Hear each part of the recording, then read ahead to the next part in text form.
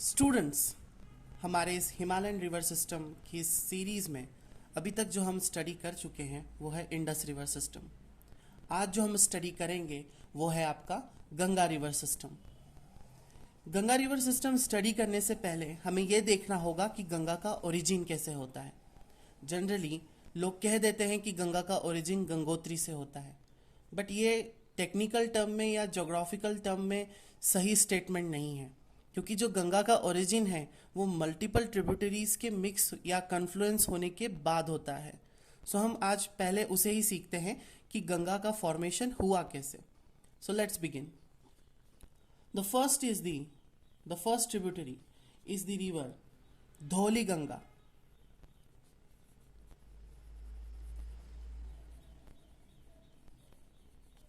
इसका जो ओरिजिन है, धौली गंगा रिवर का जो ओरिजिन है वो आपकी नीति वैली के पास से होता है।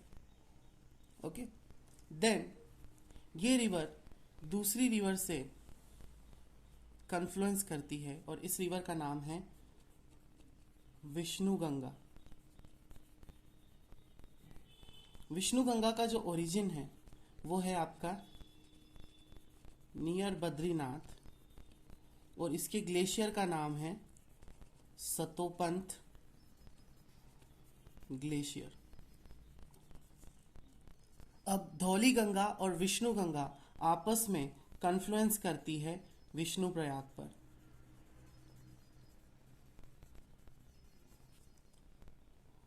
ठीक है, और इनके कन्फ्लुएंस के बाद जो रिवर आगे की तरफ बढ़ती है उसे अलकनंदा कहते हैं। ओके, अब इसी अलकनंदा रिवर में एक अनादर ट्रिब्यूटरी आकर ज्वाइन होगी एट नंद प्रयाग, और इस ट्रिब्यूटरी का जो नाम है वो है नंदाकिनी। नंदाकिनी का जो ओरिजिन है वो है नंदा देवी माउंटेन्स।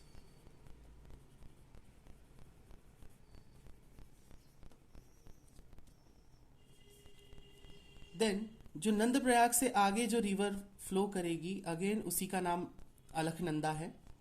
अब अलकनंदा आगे जाकर एक अनादर ट्रिब्यूटरी से ज्वाइन होगी एट कर्ण प्रयाग,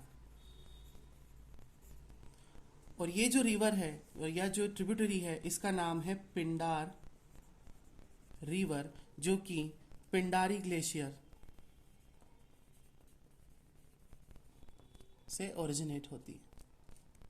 अगेन आगे जो रिवर मूव करेगी उसका नाम अलकनंदा है, और अब ये जो रिवर है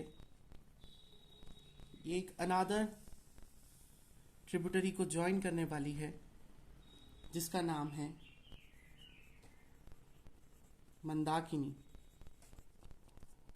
अब जो मंदाकिनी रिवर है इसका ओरिजिनेट नियर केदारनाथ होता है, और इसके ग्लेशियर का जो नाम है वो है Chorabari glacier. Okay, Chorabari glacier या चोराबारी लेक, इसे गांधी सरोवर भी कहा जाता है।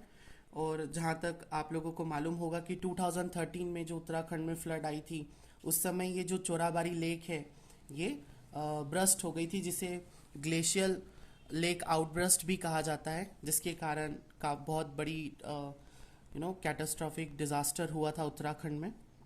So this is river Mandakini, और मंदाकिनी जाकर इस रिवर अलकनंदा से मिलेगी एट रुद्रप्रयाग। ओके, सो मंदाकिनी और अलकनंदा आपस में आकर रुद्रप्रयाग पर मिल जाती है।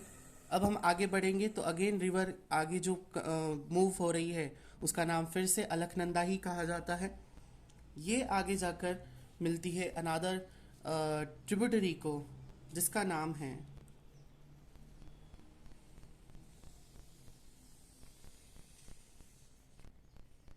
रिवर भागीरथी, और जो भागीरथी रिवर है इसका जो ओरिजिन है इट इज नियर गौमुख और इसकी ग्लेशियर का नाम है गंगोत्री ग्लेशियर। ओके, सो गंगोत्री ग्लेशियर से जो रिवर निकलती है वो भागीरथी रिवर निकलती है। पर जनरली हमारे यहाँ लोग बोल देते हैं कि गंगा रिवर का ओरिजिन कहाँ से हो रहा है, गंगोत्री ग्लेशियर से हो रहा है या गौमुख से हो रहा है। नहीं, गौमुख से जिसका ओरिजिन हो रहा है वो भागीरथी रिवर है और वो आकर अलकनंदा से मिलती है देवप्रयाग में।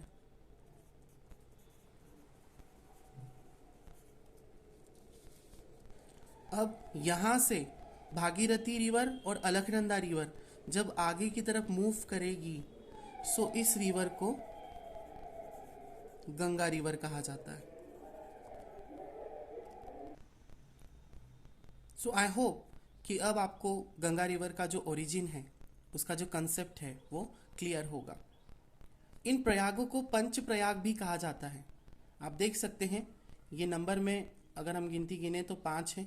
विष्णु प्रयाग, नंद प्रयाग, कर्ण प्रयाग, रुद्र प्रयाग और देव प्रयाग। अब गंगा जब आगे की तरफ फ्लो करेगी और उत्तर प्रदेश में जब ये एंटर करती है और फिर इलाहाबाद, जिसे अब हम प्रयागराज भी कहते हैं, वहाँ जाकर ये यमुना और सरस्वती जो नदी है उससे जाकर क्या होगी, मिल जाएगी।